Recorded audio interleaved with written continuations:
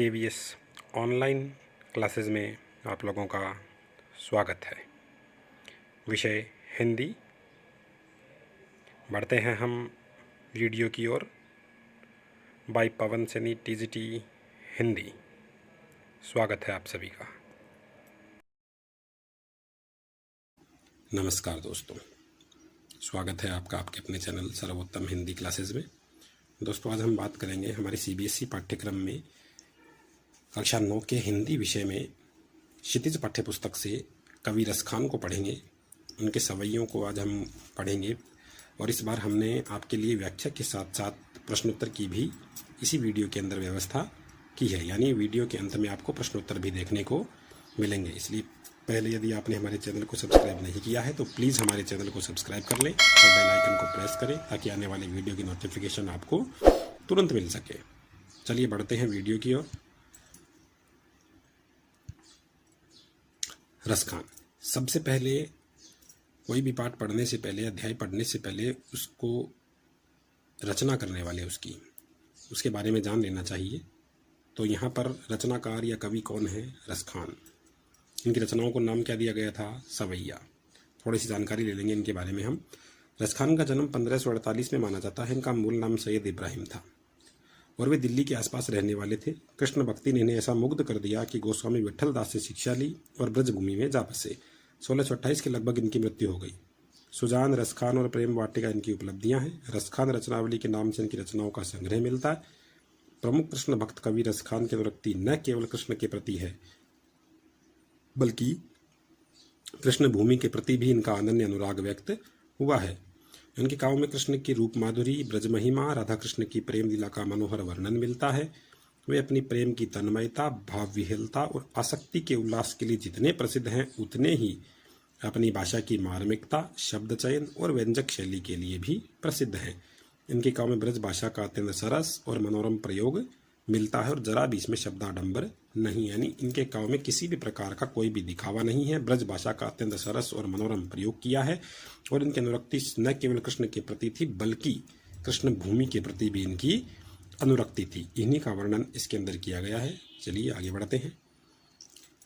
आगे हम कवि के बाद हमने क्या पढ़ेंगे? पाठ परिचय, यानी इस पाठ में क्या शामिल किया गया है। एक छोटी सी समरी हम पढ़ेंगे। यहाँ संकलित पहले और दूसरे सवैये, 4 सवैये यहाँ पर लिए गए हैं आपके पाठ्यक्रम में। पहला और दूसरा सवैये में क्या बताया गया है? कृष्ण और कृष्ण भूमि के प्रति कवि का अनन्य समर्पण भाव व्यक्त हुआ है। और तीसरे छंद में कृष्ण के रूप सौंदर्य के प्रति गोपियों की मुग्धता का चित्रण किया गया है, जिसमें वे स्वयं कृष्ण का रूप धारण कर लेना चाहती हैं। और चौथे छंद में कृष्ण की मुरली की धुन और उनकी मुस्कान के अचूक प्रभाव और गोपियों की व्यवस्था का वर्णन किया गया है। यानी चारों दोहों या 4 दोहे नहीं, सवैयों की बात हम करें तो क्या क्या बताया गया है, इसी को यहाँ पर आपके समक्ष पेश किया गया है। मानुष हो तो वही रसखान, बसो ब्रज गोकुल गांव के ग्वारन। जो पशु हो तो कहाँ बस मेरो, चरो नितनंद की धेनु मंझारन। पाहन हो तो वही गिरिको, जो कियो हरि छत्र पुरंदर धारन। जो खग हो तो बसेरो, करो मिली कालिंदी कूल कदम्ब की डारन। रसखान की क्या इच्छा है? अगर वो नए जन्म, पूर्व जन्म अगर लेते हैं, अगला जन्म, तो वो क्या क्या बनना चाहते हैं और किस किस रूप में रहना पसंद करते हैं, इसी को इन्होंने बताया है कि मानुष हूँ, अगर मैं मनुष्य के रूप में जन्म लूँ तो मैं गोकुल, ब्रज प्रदेश के गोकुल गांव में ग्वालों के साथ ही बसना चाहूँगा। यानी ग्वाले के रूप में जन्म की उन्होंने कामना की। जो पशु हो तो कहा बस मेरो, यदि पशु के रूप में मेरा जन्म हो जाए तो मैं नित रोज बाबा नंद की गायों को चराने का काम करना चाहूँगा, या वह गाय ही बनना चाहूँगा जिसे नंद बाबा के पुत्र कृष्ण ने चराया था। पाहन हो तो वही गिरी को, पत्थर हो तो उसी पर्वत का, जो कियो हरि छत्र पुरंदर धारण, जिसे स्वयं भगवान कृष्ण ने अपनी उंगली पर धारण किया था। यानी पत्थर भी बनूं तो उसी पर्वत का बनूं, किसका? गोवर्धन पर्वत का, जिसे कृष्ण ने अपनी उंगली पर उठाया था। जो खग हो तो बसेरो करो, और यदि पक्षी हो तो उसी वृक्ष के ऊपर बसेरा करना चाहूँगा, जो कदम्ब का वृक्ष यमुना नदी के किनारे स्थित है और जहाँ भगवान कृष्ण का बचपन बीता है। जिसका हिंदी अनुवाद है, इसे आप पढ़िए। वही जो मैंने बताया है उसमें डिटेल्स के साथ ही यहाँ पर लिखा हुआ है, आप इसे देखिए। सभी तरह की व्यवस्था हमने आप लोगों के लिए की है। बोल के बताने का प्रयास और उसके बाद इसे लिख करके देने का प्रयास, ताकि आपको किसी भी प्रकार की गलती हो तो आप इसमें देख सकें। चलिए बढ़ते हैं हम दूसरे सवैये की ओर। या लकुटी अरु कामरी या पर राजते हूँ पुर को तजिडारो, आठहूँ सिद्धि नवनिधि के सुख नंद की गाय चराही बिसारो, रसखान कबो इन आँखिन सो ब्रज के बन बाग तड़ाग निहारो, कौटिक एकल द्योत के धाम करील के कुंजन ऊपर वारो। या लकुटी अरु कामरी या पर, लकुटी अर्थात लकड़ी, मैं इस लकड़ी जिससे भगवान कृष्ण गायों को चराया करते, जो लकड़ी अपने साथ रखते थे गायों को हाँकने के लिए, मैं उस लकड़ी अरु और कामरिया कंबल के ऊपर तीनों लोगों के राज को भी त्याग सकता हूँ। यानी भगवान कृष्ण की वस्तुओं के प्रति अपनी आसक्ति को व्यक्त करते हुए कह रहे हैं कि मैं भगवान कृष्ण की लकड़ी और कंबल के प्रति इतना आसक्त हूँ कि अगर मुझे वो भी प्राप्त हो जाए तो मैं तीनों लोगों के राज को भी त्याग सकता हूँ।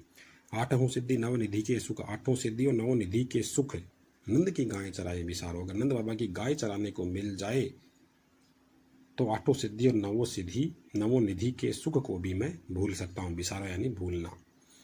रसखान कबो इन आँखिन सो, रसखान कह रहे हैं कि जब से मेरी इन आंखों ने ब्रज के वन बाग तड़ाग निहारो, ब्रज प्रदेश के वन बगीचों तालाबों को निहारा है, कौटिक एकल द्योत के धाम करील के कुंजन ऊपर वारो, और मैं करोड़ों सोने के महल ब्रज में स्थित करील के वृक्षों के ऊपर, वहाँ की प्राकृतिक सौंदर्य के ऊपर वार सकता हूँ।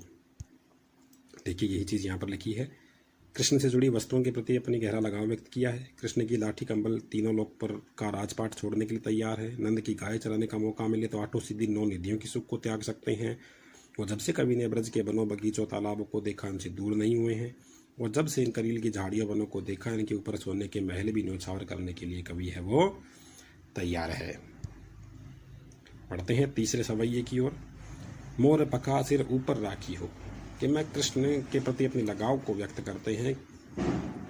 गोपियां भी कृष्ण से अत्यधिक प्रेम करती थी कि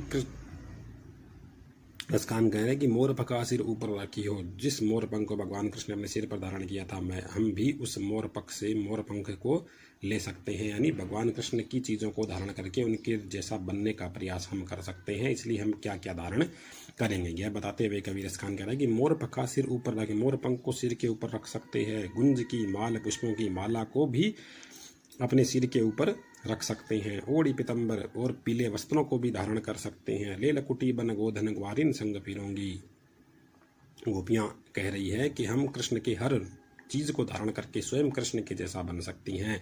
हम कृष्ण की लकड़ी को लेकर के गायों को चराने के लिए उनके साथ भी घूम सकती हैं। भाव तो वो ही मेरो रसखानी, रसखान कह रहे हैं कि भाव तो ये है कि मैं कृष्ण के रूप को धारण करने का पूरा प्रयास करूंगी, उनके जैसे रूप को धारण करूंगी। या मुरली मुरलीधर की, लेकिन इस मुरली को मैं अपने होठों से नहीं लगाऊंगी, क्योंकि इसे स्वयं मुरलीधर ने अपने होठों पर लगाया था और वे इसे होठों पर लगाने के बाद ही हमसे दूर होते चले गए। यानी मुरली के प्रति उनका रोष व्यक्त होता है कि वे मुरली को धारण नहीं करेंगी, बाकी कृष्ण की हर वस्तु को धारण कर लेंगी।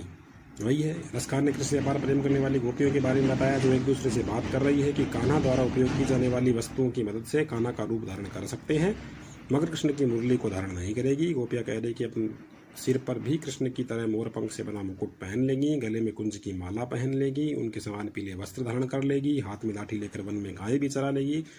गोपियाँ कृष्ण के सारे काम कर लेंगी क्योंकि वो उन्हें अच्छे लगते हैं। लेकिन कृष्ण के होठों पर रखी हुई मुरली अपने होठों से लगाने के लिए मत बोलना, क्योंकि इस मुरली की वजह से कृष्ण हमसे दूर हुए हैं। गोपियों को लगता है कि श्री कृष्ण मुरली से बहुत प्रेम करते हैं और उसे हमेशा अपने होठों से लगाए रहते हैं, इसलिए मुरली को अपनी वो स्वतंत्र मानती है। बढ़ते हैं अगले सवैये की ओर। कान दे अंगूरी रही वो जब ही मुरली धुनी मंद बजे है, मोहनी तानन सो रसखानी अटा चढ़ी गोधन गेहे तो गेहे, टेरी कहो सिगरे ब्रज लोगनी काल ही कऊ कितनों समुझे है, मायरी वा मुख की मुस्कानी समही न जेहे न जेहे न जेहे। कान दे अंगूरी रही वो, देखिए क्या कहा है कि रसखान ने पंक्तियों में गोपियों के कृष्ण प्रेम को वर्णित किया है। वो चाहकर भी कृष्ण को अपने दिलो दिमाग से नहीं निकाल पा रही हैं, इसलिए जब कृष्ण अपनी मुरली बजाएंगे तो वे उससे निकलने वाली मधुर ध्वनि को नहीं सुनेंगी, वे अपने कानों पर हाथ रख लेंगी। कानन दे अंगूरी, अंगूरी का अर्थ है उंगली, कानन यानी कानों पर उंगली रख लेंगी जब कृष्ण की मुरली बजेगी या जब उन्हें कृष्ण की मुरली सुनाई देगी तो अपने कानों को अपने हाथों से बंद कर लेगी, कानों में उंगली रख लेगी ताकि उन्हें वो मुरली सुनाई ना दे। क्योंकि गोपियों का मानना है कि भले ही कृष्ण किसी महल पर चढ़कर अपनी मुरली की मधुर तान क्यों न बजाएं, गीत क्यों न गाएं, जब तक वो उसे नहीं सुनेंगी तब तक उन पर उसकी मधुर तान का असर नहीं होने वाला। क्योंकि जब कृष्ण मुरली बजाते थे तो सारी गोपियां भाव विह्वल होकर के उनके पीछे चलने लगती थी, सारे का सारा वातावरण आनंदमय हो जाता था। इसलिए वो कह रही हैं कि जब हम उन्हें सुनेंगे ही नहीं तो हम उनके प्रति आसक्त भी नहीं होंगी। लेकिन अगर गलती से भी मुरली की मधुर ध्वनि उनके कानों में चली गई तो वे अपने वश में नहीं रह पाएंगी। फिर चाहे हमें कोई कितना समझाए, हम कुछ भी न समझ पाएंगी। गोपियों के अनुसार कृष्ण की मुस्कान इतनी प्यारी है कि उसे देखकर कोई भी उनके वश में आए बिना नहीं रह सकता। इसी कारण बस गोपियां कह रही है कि श्री कृष्ण का मोहक मुख देखकर उनके खुद को बिल्कुल भी संभाला नहीं जाएगा। वे सारी लाज शर्म छोड़कर कृष्ण की ओर खींची चली जाएगी। मोहिनी तानन सो रस खानी अटा चढ़ी गोधन गेहे ते गेहे। वो कह रही है कि अगर वो महल के ऊपर भी चढ़ करके अपनी बंशी बजाते हैं और अगर वो हमें सुनाई देती है तो हम उसकी ओर खींचे बिना नहीं रह सकते, लेकिन जब तक हम वो सुनाई ही नहीं देगी तो हम उनके प्रति आसक्त नहीं होंगे। टेरी कहो सिगरे ब्रज लोगनी काल ही को कितनों समझे। अगर हमें वो मुरली सुनाई दे गई तो फिर हम लोग किसी के रोके रुक नहीं सकती, चाहे ब्रज के कोई भी लोग हमें कितना ही समझाए, हमें वो बात समझ में नहीं आएगी। क्योंकि कृष्ण की रूप मुस्कान है, हम उसके पीछे खींची चली जाएंगी, फिर हमें कोई भी रोकने वाला नहीं है, हम खुद को बिल्कुल भी संभाल नहीं पाएंगी। आशा है आपको अच्छे से समझ में आ गया होगा। नहीं आया हो तो प्रत्येक को देखें और उसका हिंदी अनुवाद हमने उसके आगे दिया है लिख करके, उसे भी देखें। निश्चित रूप से आपको समझ में आएगा और निश्चित रूप से आपको एग्जाम में सफलता भी प्राप्त होगी।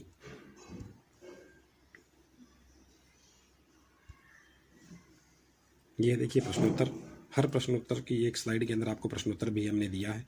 पहला प्रश्न था ब्रजभूमि के प्रति कवि का प्रेम किन किन रूपों में अभिव्यक्त हुआ है। तो देखिए कवि ने ब्रज के प्रति जो प्रेम व्यक्त किया किन रूप में किया है कि वो अगर जन्म है वो ब्रज के रूप में, ग्वाले के रूप में ले, जो पहला हमला सवैया था वही इसका उत्तर, यानी उसी का हिंदी अर्थ है वो इसके उत्तर में आएगा, यानी उसी का हिंदी अर्थ आप लोगों को इसमें लिखना होगा। देखिए कृष्ण ने जहाँ पर जन्म अपना व्यतीत किया वहाँ पर वो रहना चाहते हैं, ग्वाले के रूप में जन्म लेना चाहते हैं। प्रेम अभिव्यक्त किया है कि वो आगे पशु के रूप में जन्म ले तो गाय बनकर ब्रज में चरना चाहते हैं,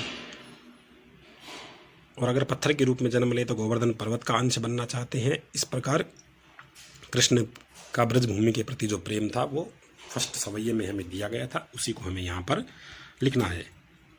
दूसरा प्रश्न है कि कवि का ब्रज के वन, बाग और तालाब को निहारने के पीछे क्या कारण था। क्योंकि उन्हें ब्रज की हर वस्तु अच्छी लगती थी, नाना प्रकार की वहाँ पर कृष्ण ने क्रीड़ाएं की थी, इसलिए वो उन्हें निहारते रहना चाहते हैं। उन्हें अमिट सुख भी उन्हें वहाँ पर प्राप्त होता है। एक लकुटी एक कामरिया पर कवि सब कुछ न्यौछावर करने को क्यों तैयार है। क्योंकि वो कृष्ण से अत्यधिक प्रेम करते हैं, रसखान के आराध्य देव हैं, तो कंबल और पकड़ी हुई लाठी के प्रति मूल्यवान है। यानी जिसे भगवान जिसे कृष्ण से स्वयं अपने प्रयोग में लिया, अगर वो वस्तु मिल जाए तो फिर इस सांसारिक मोह की बात ही क्या है। अगला प्रश्न है सखी ने गोपी से कृष्ण का कैसा रूप धारण करने का आग्रह किया। तो वह गोपी को श्री कृष्ण के मोहित रूप को धारण करने का आग्रह करती है, जिसमें पीताम्बर हाथ में डाले हुए, लाठी लिए हुए, सिर पर मोर मुकुट है, गले में माला पहने हुए है। तो इस प्रकार के रूप को है जो हमने अभी लास्ट में पढ़ा था। आपके विचार से कवि पशु पक्षी पहाड़ के रूप में कृष्ण का सानिध्य क्यों प्राप्त करना चाहता है। अपनी भाषा में लिखना है, अपने रूप में लिखना है, क्यों प्राप्त करना चाहते हैं। आप अपने आप स्वयं को सोच कर देखिए, अगर आप स्वयं कृष्ण के रूप जैसा, कृष्ण के अगर ब्रजभूमि में जन्म लेना चाहें तो किस रूप में जन्म लेना चाहेंगे। तो जाहिर सी बात है हम भी उसी रूप में जन्म लेना चाहेंगे जहाँ पर भगवान श्री कृष्ण ने स्वयं अटखेलियाँ की थी। आगे है गोपियाँ अपने आप को विवश क्यों पाती है। जब वो मुरली की तान को सुनती है तो उसके सुनते ही विवश हो जाती है। इसी बात को हमने इसमें दिया है। आप वीडियो को रोक करके उत्तर को देखिए, पढ़िए, याद कीजिए, अपने नोटबुक में नोट कीजिए। निश्चित रूप से सफलता आपका द्वार खटखटाएगी। जैसे ये कुछ लाइनें हैं, इनका भाव स्पष्ट करना है। कोटिक एक धोते के धाम करील के कुंजन ऊपर वारों, अर्थात रसखान जो ब्रज की कांटेदार झाड़ियों और कुंजन के सोने के महल का सुख है वो भी न्यौछावर कर देना चाहते हैं कांटेदार झाड़ियों के ऊपर। अर्थात जो सुख ब्रज की प्राकृतिक सौंदर्य को निहारने में है वह सुख सांसारिक वस्तुओं को निहारने में नहीं है। इसका मूल भाव यही है। मायरी वार मुख की मुस्कानी समरी न जेहे न जेहे न जेहे। गोपियाँ कह रही है कि अगर उस कृष्ण की मुरली की तान हमें सुनाई देती है, उनके मुख की मुस्कान हमें दिखाई देती है, तो हम अपने आप को संभाल नहीं पाएंगे, चाहे कोई हमें कितना ही रोके। लोक लाज के भय से हम फिर नहीं रुकने वाली हैं। कालिंदी कूल कदम्ब की डारन कौन सा अलंकार है? कै 3 से 4 बार आया है, तो अनुप्रास अलंकार है। इसके बाद है काव्य सौंदर्य। या मुरली मुरलीधर की अधरान धरी अधरान धनोंगी। काव्य सौंदर्य लिखना है। इसमें क्या हुआ है? तो इस छंद में गोपी अपनी दूसरी सखी से कृष्ण की भांति वेशभूषा धारण करने को कह रही है। कृष्ण की भांति सिर पर मोर मुकुट, गले में गुंज की माला धारण करना, शरीर में पीताम्बर धारण करना, हाथ में लाठी लेकर चलना, कृष्ण के रूप का रसपान करना, यानी कृष्ण के जैसा स्वयं को बना करके देखना। उसकी सखी उसके आग्रह पर सब करने को तैयार होती है, परंतु कृष्ण की मुरली को होठों पर लगाने के लिए तैयार नहीं होती, क्योंकि उसे वो सौतन की तरह प्रतीत होती है। अब इसमें ध वर्ण और मैं वर्ण की बार बार आवृत्ति हुई है। अनुप्रास अलंकार है, सवैया छंद है, जो कि हमारे चैप्टर का नाम भी है। तो ब्रज भाषा का सुंदर प्रयोग है। इस छंद की छटा निराली है, साथ ही माधुर्य गुण का भी इसमें समावेश किया गया है। तो आज का ये हमारा अध्याय यहीं समाप्त होता है। आप इसे देखिए, बार बार देखिए, ग्रहण कीजिए। इसी के साथ जय हिंद, जय भारत। कल फिर मिलेंगे एक नई वीडियो के साथ।